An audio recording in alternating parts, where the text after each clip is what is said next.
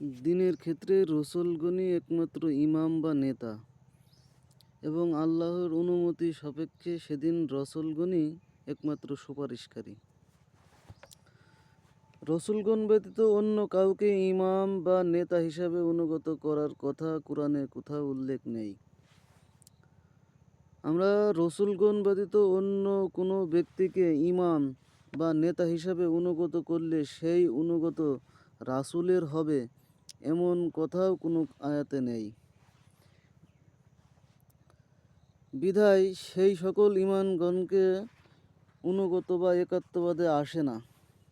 এজন্য দিনের ক্ষেত্রে রসুলগণের অনুগতের পরেও যারা অন্য কোনো ব্যক্তিকে ইমাম সাব্যস্ত করে তাদের অনুগত করল, সেই অনুগত আল্লাহর খতিয়ানভুক্ত হয় না। বিধায় উক্ত ইমামগণকে অনুগত করা দিনের ক্ষেত্রে ত্রিতন্ত্রের সামিল হয়। বিধায় সেই সকল ইমামগণকে অনুগত একাত্মবাদের গণ্য হচ্ছে না। পক্ষান্তরে রসুলের অনুগত করলে সেই অনুগত আল্লাহর হচ্ছে। সূরা নেসা আয়াত নম্বর ৮০। আর তাই দিনের ক্ষেত্রে রসুলগণের অনুগত করাকে একাত্মবাদে আনা হয়েছে। তাহলে দেখা যাচ্ছে একমাত্র রসুলগণ ব্যতীত অন্য কোনো ব্যক্তিকে দিনের ইমাম সাব্যস্ত করে অনুগত করলে একাত্মবাদ আসে না।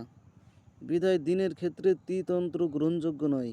এই মর্মে আল্লাহ বলেন, তোমরা আল্লাহ বিশ্বাস করো ও রসুল বিশ্বাস করো। বলো না ৩, সূরা নেসা আয়াত নম্বর ১৭১।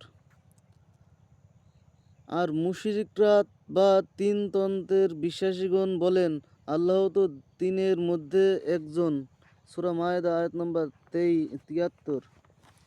এই আয়াত অনুসারে দিনের ক্ষেত্রে ত্রিতন্ত্র শিরকের গণ্য হবে। বিধায় যারা দিনের ক্ষেত্রে একমাত্র রসুল ব্যতীত দ্বিতীয় কোনো ব্যক্তিকে ইমাম হিসাবে বা অনুগত করলে সেটা অবশ্যই শিরকের গণ্য হবে। দিনের ক্ষেত্রে যেহেতু রসুল ব্যতীত কেউ অনুগত পাওয়ার অধিকার নেই, বিধায় সেদিন একমাত্র রসুলগণই ইমাম বা নেতা হিসাবে নেতৃত্ব দিবে।